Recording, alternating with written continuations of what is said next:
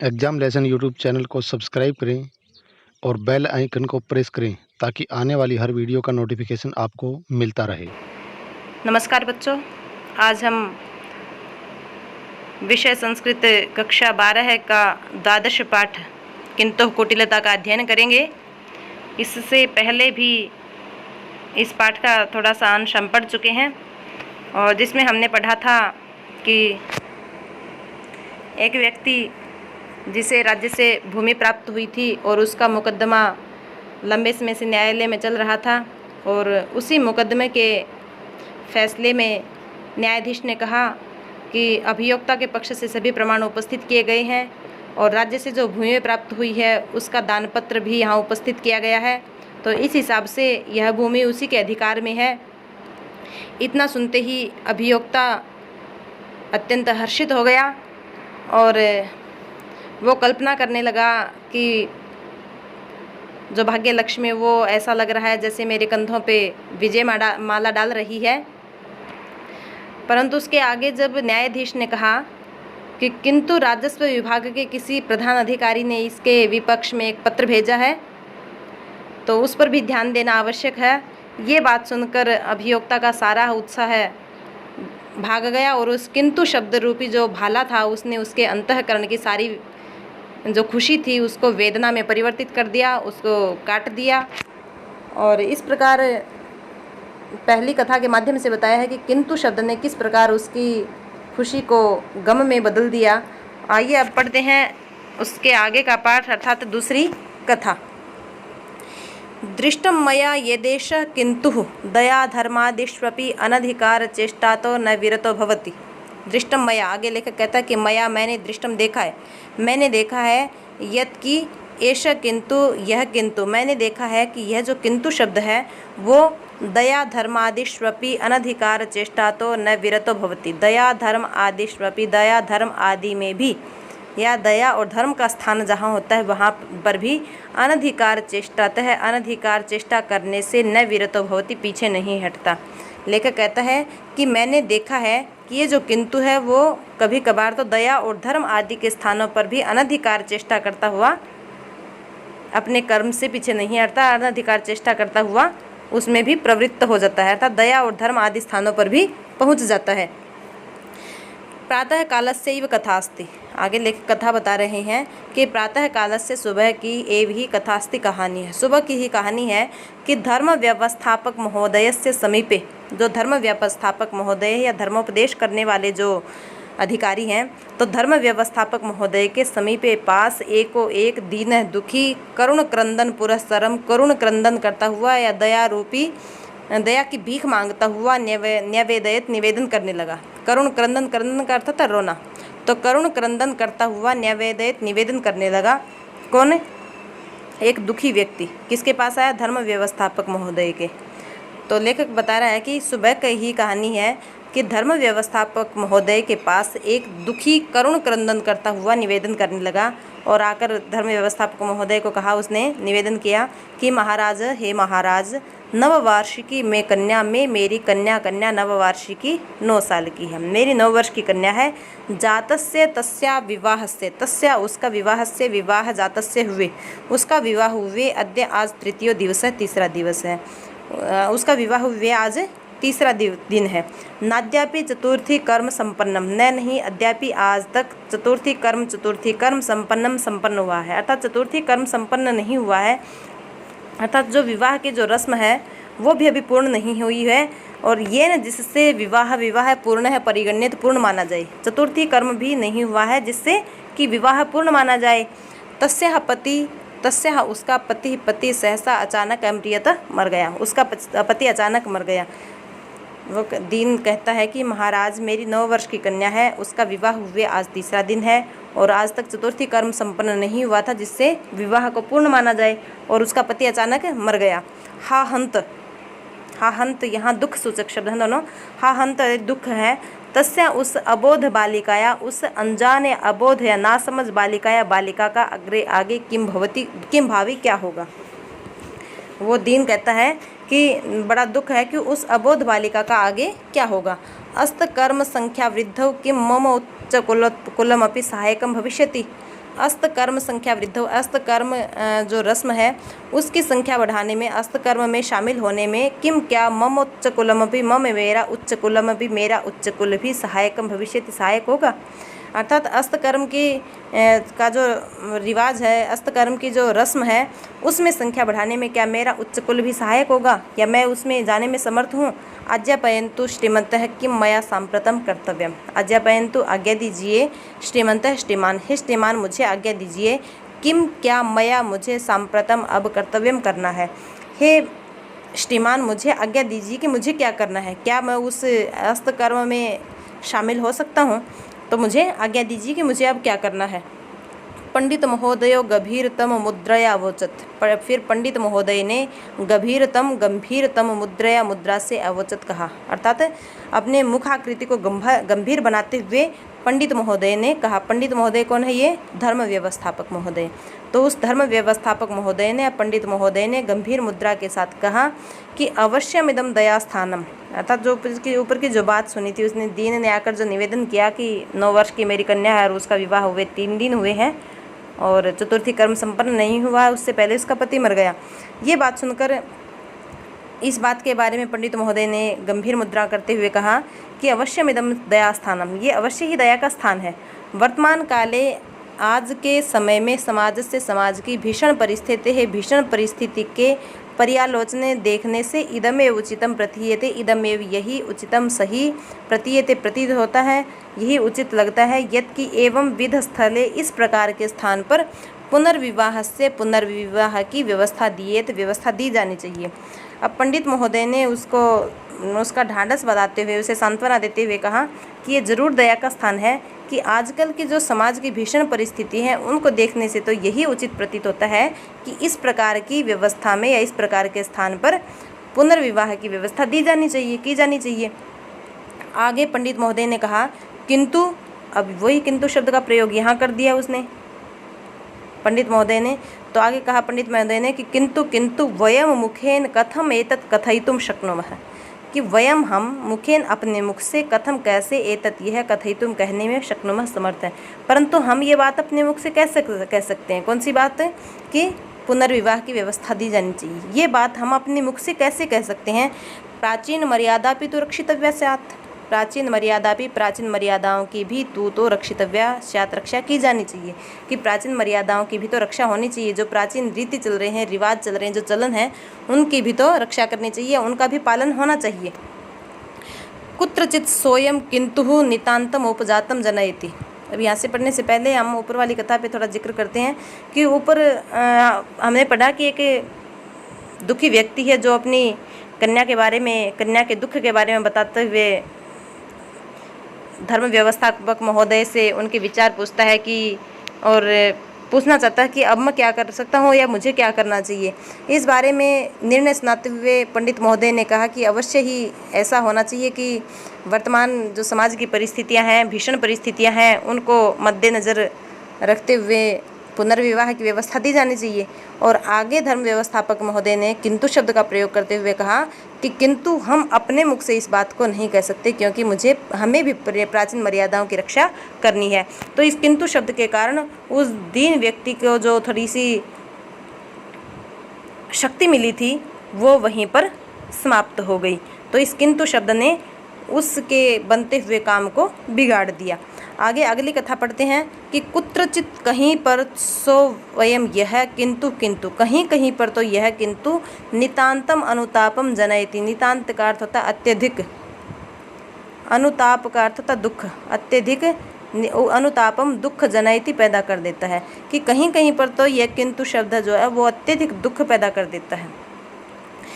आगे लेखक अगली कहानी के बारे में बता रहा है कि अनेक वर्षाणाम परिश्रमस्य फलस्वरूपम, अनेक वर्षाणाम, अनेक वर्षों के, परिश्रमस्य, परिश्रम के, फलस्वरूप, परिणाम स्वरूप, अनेक वर्षों के परिणाम स्वरूप, परिश्रम के परिणाम स्वरूप, मन निर्मितम एकम, मन निर्मितम का विच्छेद हो जाएगा, मत धन निर्मितम धन एकम, कि मत मेरे द्वारा निर्मितम बनाई गई या रची गई, एकम एक, नवीन संस्कृत पुस्तकम आदाय, एक नवीन नई संस्कृत पुस्तक आदाय लेकर, साहित्य मर्मज्ञ से साहित्य के ज्ञाता, मर्मज्ञता है मर्म को जानने वाले, तो साहित्य मर्मज्ञ या साहित्य के ज्ञाता एकस्य एक देश नेतु, देश के नेता के समीपे गच्छम, समीप गया।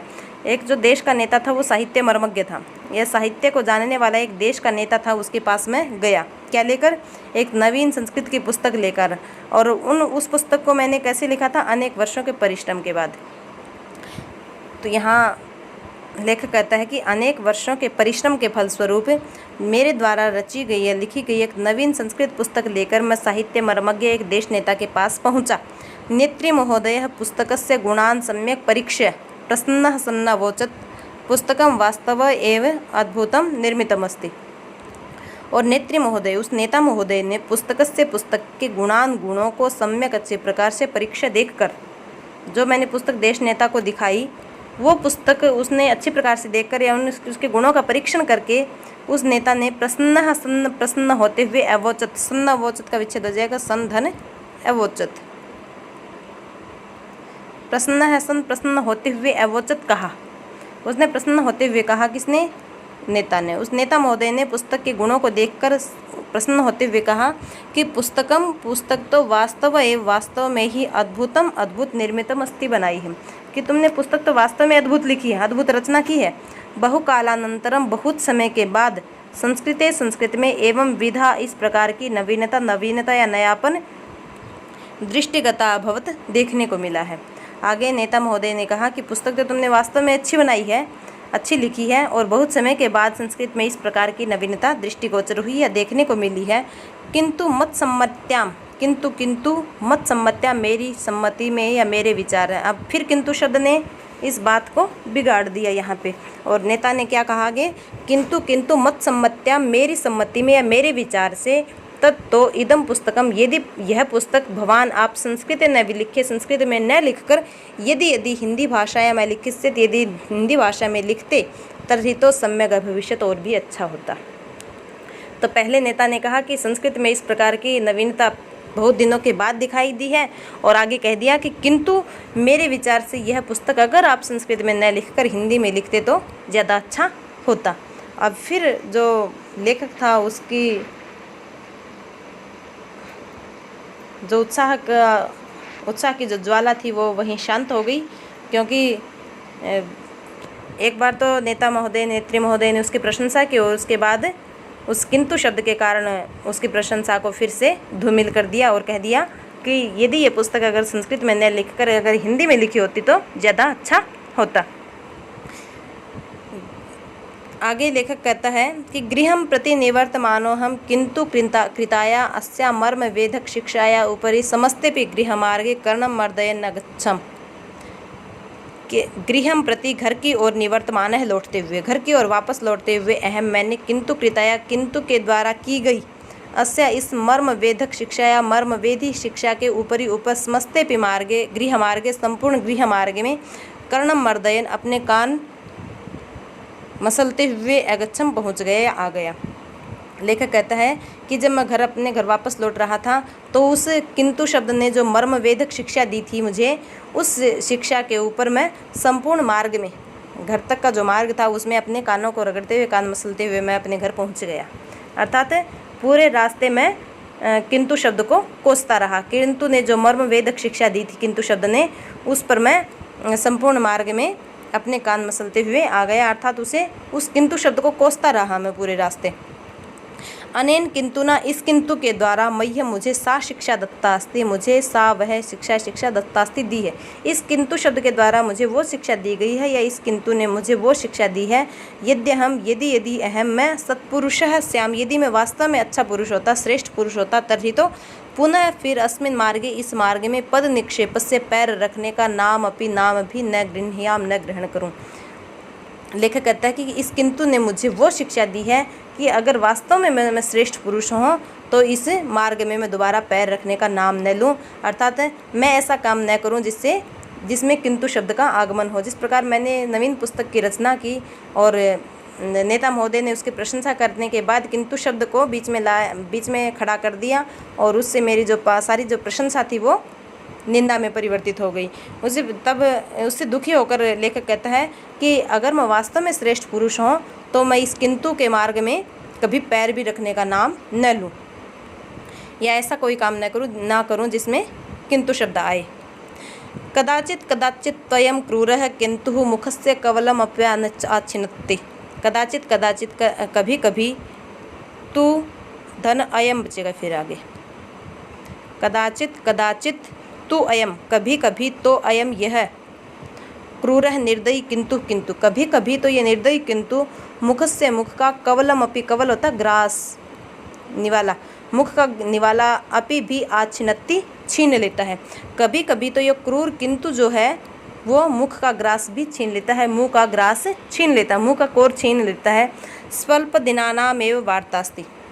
अब अगली कहानी बताता है लेखक कि स्वल्प दिनानाम, थोड़े दिनों की, एव ही वार्तास्ति, बात है थोड़े दिनों पहले की बात है कि आयुर्वेद मार्तंड से, आयुर्वेद के ज्ञाता, मार्तंड का अर्थ हो गया ज्ञाता, आयुर्वेद के ज्ञाता, श्रीमतः श्रीमान स्वामी महाभाग से, स्वामी महाभाग की औषधि का निषेव्य सेवन करके, अधुनैवाहम, अधुना एव, अभी अहम मैं, अभी मैं निरोगो भवम, निरोग हुआ हूँ।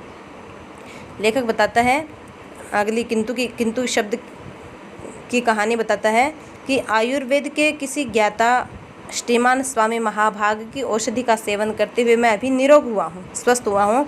अस्मिन्नेव समय, और उसी समय, यानी कि जब मैं निरोग हुआ हूँ इन दिनों, और इसी समय मित्र गोष्ठा, मेरी मित्र मंडली से, गोष्ठी का अर्थ समूह, ग्रुप, मंडली, तो इसी समय मित्र गोष्ठी से निमंत्रणम प्राप्त नवम, मैंने एक निमंत्रण पत्र प्राप्त किया, मैंने एक दावत पत्र प्राप्त किया।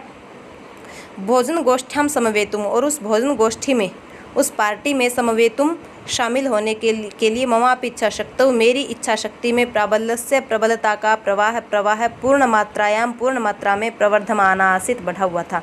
यानी कि उस भोजन गोष्ठी में शामिल होने के लिए मेरी जो इच्छा शक्ति थी वो भी अति बढ़ी हुई थी। अहम, मैंने स्वामी महोदय, मैं प्राक्षम, मैंने स्वामी महोदय से पूछा, कि स्वामी महोदय से जिनकी औषधि का सेवन करके मैं भी स्वस्थ हुआ था, तो मैंने उन स्वामी महोदय से पूछा। किस लिए पूछा?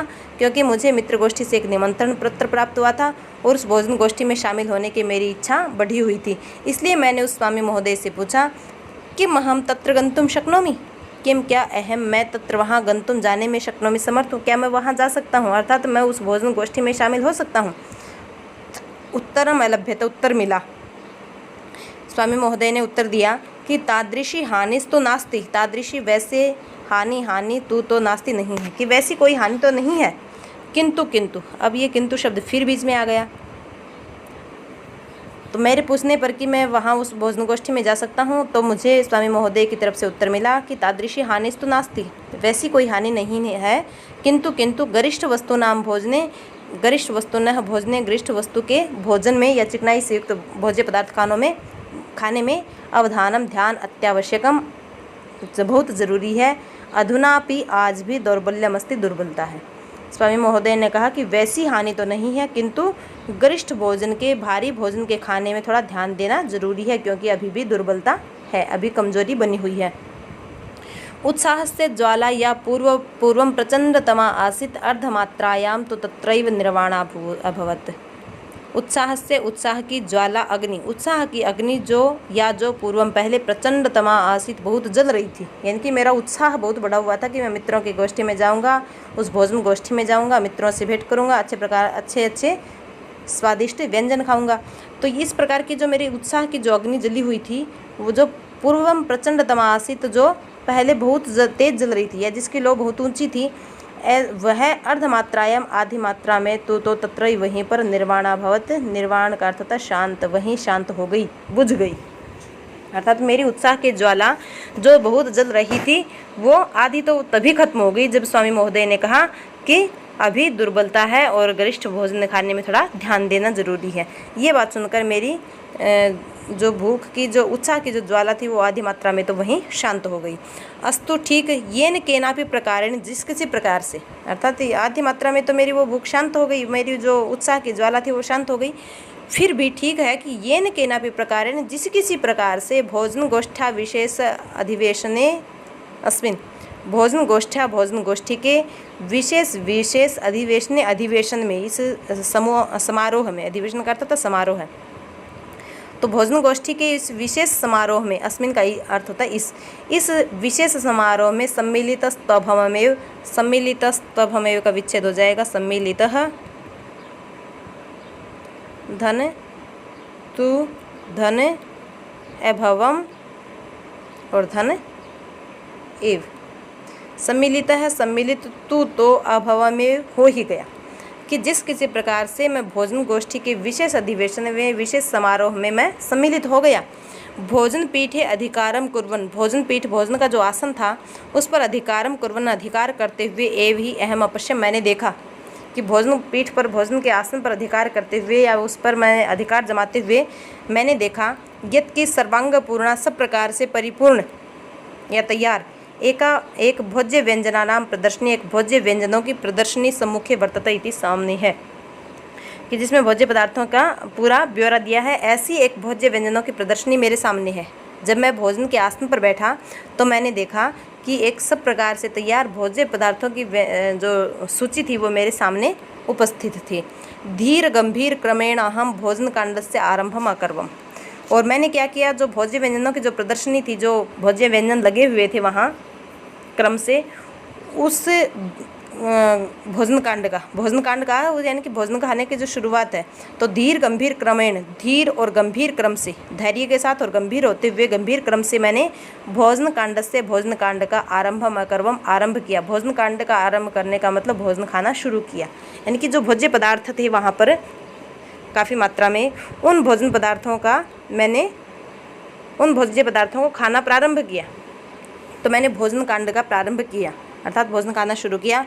अहम मैंने मोदकस्य, मोदक का एकम ग्रासम अग्रहणम, एक ग्रासम ग्रास अग्रहणम प्राप्त किया या ग्रहण किया। मोदक होता लड्डू, तो मैंने मोदकम लड्डू का एक ग्रासम ग्रास अग्रहणम ग्रहण किया, मैंने लड्डू का एक ग्रास ग्रहण किया।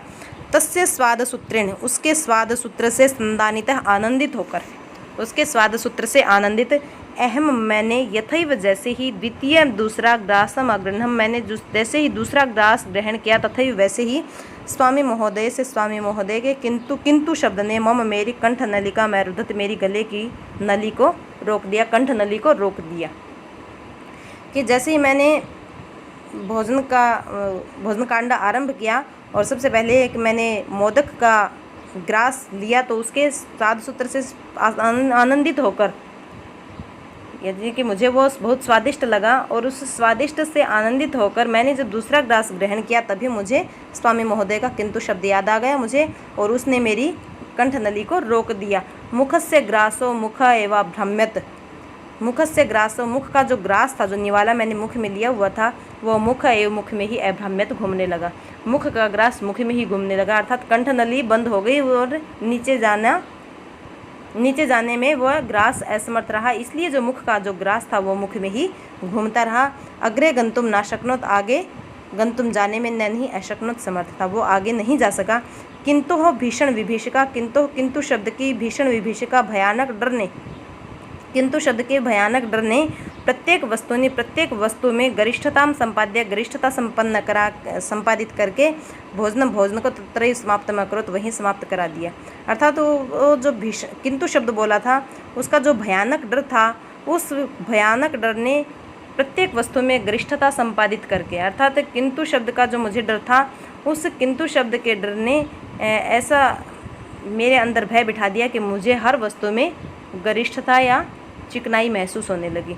तो हर वस्तु में गरिष्ठता संपादित करके उस किंतु ने मेरा भोजन वहीं समाप्त करा दिया। आज हम यहीं तक पढ़ेंगे, और अब तक हमने जो छोटी छोटी 2-3 कहानियाँ पढ़ी हैं उनको आप इन वीडियो को दोबारा देखकर समझ सकते हैं। और इसके साथ आज का पाठ हमारा पूर्ण हुआ, और इसके आगे का अंश हम अगले वीडियो में पढ़ेंगे। तब तक आप सभी का धन्यवाद।